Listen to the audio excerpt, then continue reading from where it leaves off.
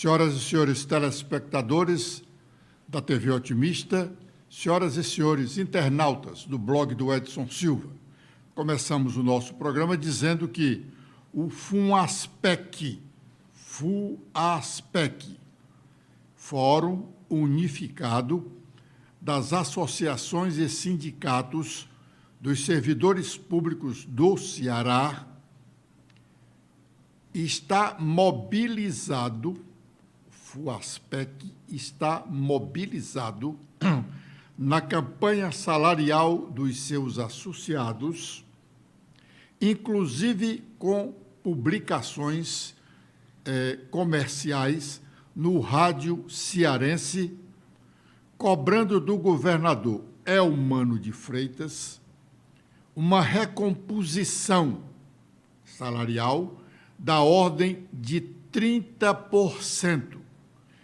Os servidores estão cobrando um aumento de 30% dos seus vencimentos. No jingle, publicado em emissoras de Fortaleza, as expressões da cobrança ao governador são duras. E, óbvio, acrescentamos nós, os servidores não vão ter o reajuste que estão querendo, não vão ter nenhum terço do que pedem. Eles pedem 30% e jamais terão 10%. O Estado não tem dinheiro para dar 10% de reajuste para os seus servidores. Ademais, o Estado está praticamente no limite prudencial dos gastos com pessoal para o próximo ano, estipulados pela Lei de Responsabilidade Fiscal. O orçamento do Estado, que ainda está em exame e será votado até o final de dezembro pela Assembleia Legislativa, prevê um gasto com pessoal no ano de 2024 de 19 bilhões de reais, mais da metade de todo o orçamento estadual, que está previsto de ser 37 bilhões. Nós já dissemos aqui em mais de uma oportunidade que em duas rubricas o Estado vai gastar no próximo ano 31 bilhões. Ele tem um orçamento previsto.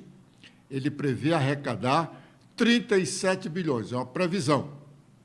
E tem uma definição de gastos só para pessoal e o custeio da máquina, pagar luz, água, telefone, aluguel, serviços de zeladoria e outras coisas menores, que é o custeio da máquina, ele vai gastar só aí 12 bilhões, somado com os 19 bilhões do pagamento da folha, somam 31 bilhões.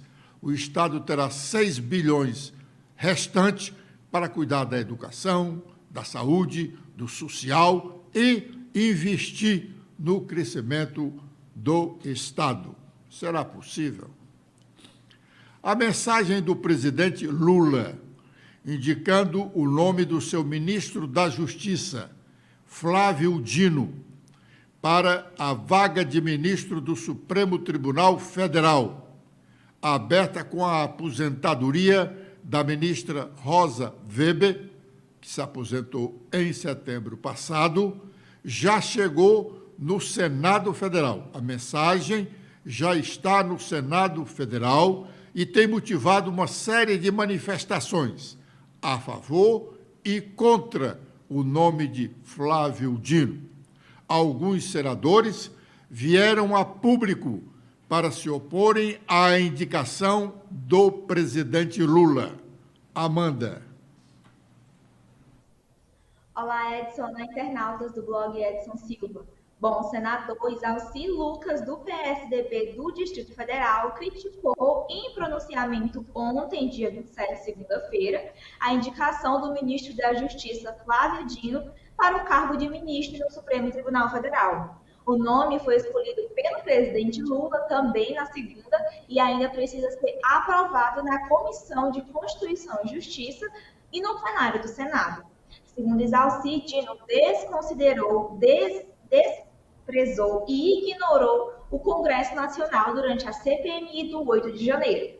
Ele falou, abre aspas, nós aprovamos um requerimento solicitando as imagens das câmeras do Ministério da Justiça, porque nós sabíamos que a Força Nacional estava do lado do Ministério no dia 8 de janeiro. Nós já sabíamos que o governo federal poderia ter evitado o que aconteceu no dia 8 de janeiro. O ministro, durante mais de um mês, deu uma enrolada na CPMI, dizendo que só poderia mandar se tivesse autorização do Supremo. E, por incrível que pareça, o Supremo determinou a entrega e ele simplesmente não encaminhou. Agora, fico imaginando como uma pessoa como essa no Supremo Tribunal Federal, com mandato vitalício e com o perfil que ele tem, fecha aspas. O parlamentar também declarou que irá votar contra a indicação de Dino e pediu aos colegas que assumam a mesma posição. Ele disse, eu faço aqui um apelo para que os senadores reflitam sobre isso. E imagine o ministro Flávio Dino, que já é assim como o ministro, que é subordinado ao executivo, que deve satisfação aqui no Congresso Nacional, e da forma como ele desprezou, como é que ele vai se comportar como um semideus lá no Supremo Tribunal Federal? Então, eu quero aqui alertar toda a população. Nós não podemos admitir que tenhamos uma pessoa que desconsidera a democracia de fato. Porque no discurso, o discurso deles é de democracia, mas na prática são ditadores. São pessoas que querem a miséria de todos, disse o senador. Bom, um dos argumentos aí do senador Isalci, nós comentamos ontem aqui no nosso programa.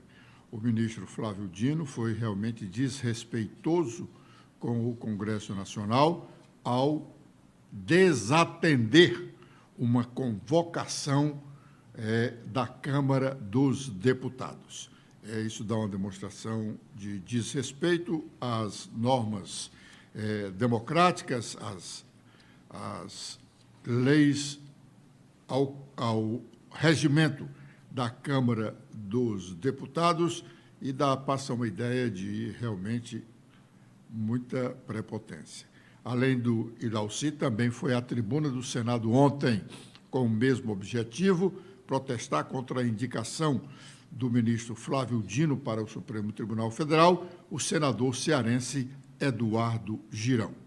Ministros do Supremo aplaudiram a indicação de Flávio Dino e de Paulo Gonet para ser o Procurador-Geral da República. O presidente do Supremo Tribunal Federal, Luiz Roberto Barroso, foi um dos que aprovaram as indicações de Lula. Vamos ouvi-lo. Umas semanas atrás havíamos conversado sobre isso e ele pediu a minha opinião sobre alguns desses nomes e conversamos. E hoje, um pouco mais cedo, o presidente me telefonou para dar a notícia dos nomes que havia escolhido. Acho que foi uma escolha muito feliz do presidente da República, é uma prerrogativa dele. Todo mundo sabe que eu defendo a feminilização dos tribunais, mas no caso do Supremo é uma prerrogativa do presidente da República e acho que ele escolheu um ex-juiz. O ministro Flávio Dino foi juiz federal, um juiz de qualidade, foi secretário-geral do Conselho Nacional de Justiça, foi um governador do Maranhão bem avaliado. Portanto, acho que é uma pessoa que viveu, eu diria, no mundo do judiciário, no mundo do legislativo e no mundo do executivo. Ele é senador eleito, de modo que vejo todas as qualificações do ministro Flávio Dino e que será recebido pelo Supremo com muita alegria, muita cordialidade, como alguém que vai agregar valor. Paulo Gonet Branco também é um professor de qualidade, autor de um livro clássico, junto com o ministro Gilmar Mendes.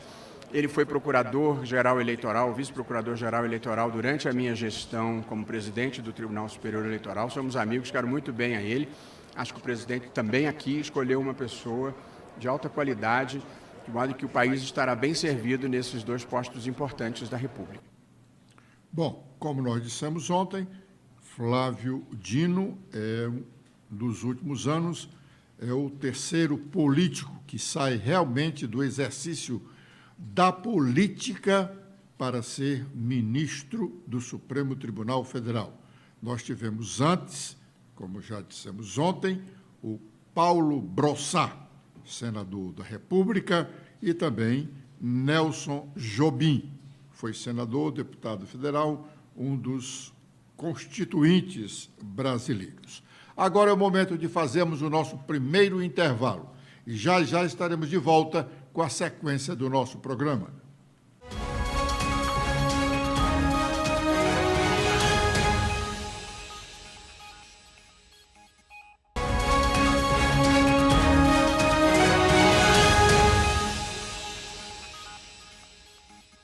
O Congresso Nacional inicia o seu recesso de fim de ano na segunda quinzena do próximo mês, na segunda quinzena de dezembro, lá pelos dias 22, por aí. Mas o presidente do Senado já programou um período de esforço concentrado para as sabatinas a que serão submetidos os indicados pelo presidente Lula para a vaga de ministro do Supremo Tribunal Federal e para Procurador-Geral da República. O senador Rodrigo Pacheco fez o anúncio desse esforço concentrado ontem à noite em coletiva à imprensa. Vamos ouvi-lo. Eu recebi agora do Palácio do Planalto os expedientes relativos às indicações da Procuradoria-Geral da República e do Supremo Tribunal Federal. Um pouco mais cedo recebi um telefonema do presidente Lula, comunicando as indicações ao Senado, que agora foram formalizadas no sistema e com os documentos entregues. Dessa forma, ao recebê-los, nós vamos dar o encaminhamento devido, que é o encaminhamento à Comissão de Constituição e Justiça do Senado, assim como fizemos e faremos em relação a outras indicações. Estamos nos aproximando do final do ano, temos muitos temas relevantes a serem tratados, inclusive a Lei de Diretrizes Orçamentárias, a Lei Orçamentária Anual, outros projetos de lei também que são prioridades estão sendo tratados no Senado, e essas indicações, que envolvem indicações para o Banco Central, que são 2, para o CAD, que são 4, para a Comissão de Valores Imobiliários, que são 2 também, algumas embaixadas e muitos membros do Conselho Nacional de Justiça e do Conselho Nacional do Ministério Público. Então, vamos ter que fazer um esforço concentrado para poder fazer a apreciação de todas essas autoridades até o final do ano e, naturalmente, incluindo o PGR e o Supremo Tribunal Federal, de modo que, nesse instante, ficará a cargo das comissões do Senado em relação a todas essas indicações, o timing para poder realizar sabatinas e fazer a apreciação nas comissões e encaminhar a presidência para a designação de pauta. Nossa intenção para todas essas indicações de Banco Central, de CAD, de embaixadas, PGR e Supremo, estabelecemos um esforço concentrado entre os dias 12 e 15 desse mês de dezembro, para a presença física dos senadores, considerando que essa apreciação se dá por voto secreto, consequentemente pela presença física dos senadores e senadoras. Então, nós estamos imbuídos desse propósito, vamos fazer o encaminhamento às comissões e, uma vez sabatinados as comissões, inseriremos na pauta dessa semana entre o dia 12 e o dia 15 de dezembro. A próxima semana no Senado será uma semana com quórum mais difícil, em razão da realização da Conferência do Clima nos Emirados Árabes. Alguns senadores deverão participar, evidentemente alguns deputados também, de modo que a semana propícia para poder ter esse esforço concentrado é a semana a partir do dia 12, e assim será feito. Bom, o senador Davi Alcolumbre, que é o presidente da Comissão de Constituição e Justiça do Senado, a quem cabe sabatinar os indicados pelo presidente Lula, já marcou a data da sabatina do ministro Flávio Dino para o dia 13 de dezembro. Neste mesmo dia, sem dúvida, o plenário do Senado votará, aprovando ou não a indicação. Não há dúvida que a indicação será aprovada. O ministro Flávio Dino sofrerá alguma oposição maior do que outros indicados pelo presidente da República para o cargo de ministro do Supremo Tribunal, já experimentaram. Mas o fato de ele ter sido indicado pelo presidente e o fato de ele ser senador da República, colega dos que vão participar da sabatina, isso lhe dá uma grande vantagem de aprovação do seu nome. Aliás, o relator dessa mensagem de indicação será um colega seu do Maranhão, senador do PDT do Maranhão, ex-adversário, hoje correligionário, até ontem correligionário, porque o ministro, a partir de agora, não pode mais ter vinculação político-partidária.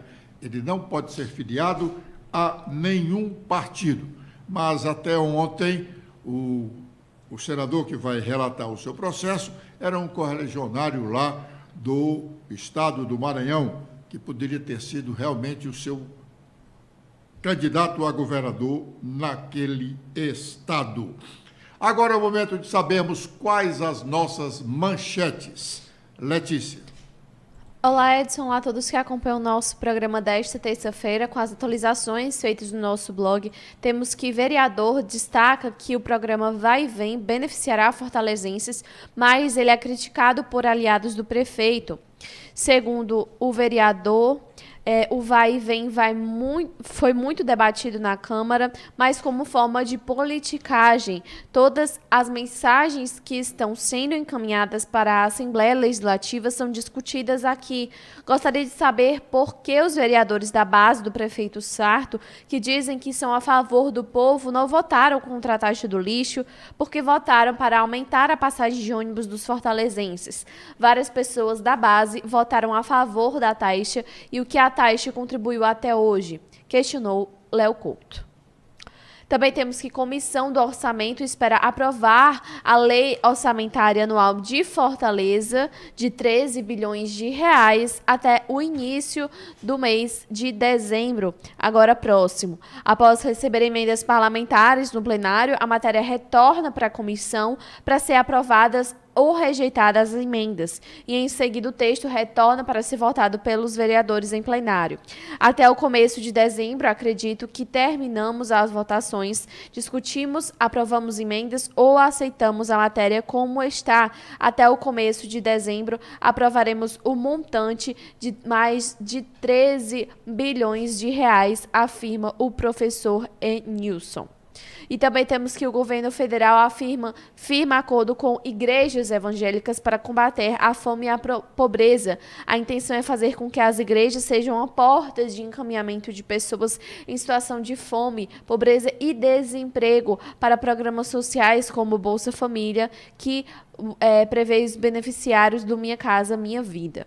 Agora, com os destaques nacionais, iniciando pelo Estadão, temos em principal manchete como vão votar os senadores na CCJ na indicação de Dino ao Supremo e de Gonê à PGR. 9 parlamentares declararam apoio a Flávio Dino e outros 6 indicaram resistência. Desses 3, cravaram que irão votar contra o ministro da Justiça. E Paulo Gonê não deverá ter problemas nessa indicação. Com os destaques do Globo, temos a estratégia de aliados de Bolsonaro para a sabatina de Dino, também a mesma manchete que está em destaque do Estadão. E também temos sobre o Ministério que de Tebet a Lewandowski existem nomes cotados para vaga na Justiça. E também o que são precatórios, o que muda com o julgamento que tramita no Supremo Tribunal Federal. E o Ministério Público apura fraudes em 7 jogos do Brasileiro, entre eles Flamengo e Avaí e também Estado estaduais. Com as últimas da Folha de São Paulo, temos em principal destaque que a Polícia Federal reage ao GSI e chama fala de general sobre segurança de Lula de comentário de terceiro. O ministro disse que policiais não atuam mais na proteção do presidente e cúpula rebate essa fala. Bom, para que o nome do ministro Flávio Dino seja aprovado no Senado, ele precisa ter o voto de aprovo de 41 senadores. O número total de senadores é de 81. 41 senadores precisam votar a favor da indicação do ministro no plenário. Na Comissão de Constituição e Justiça, não importa. Tanto faz ser aprovado como reprovado, o processo vai para o plenário do Senado. E o plenário é quem realmente decide. Agora é o momento de fazermos o nosso segundo intervalo e já estaremos de volta com a última parte do nosso programa.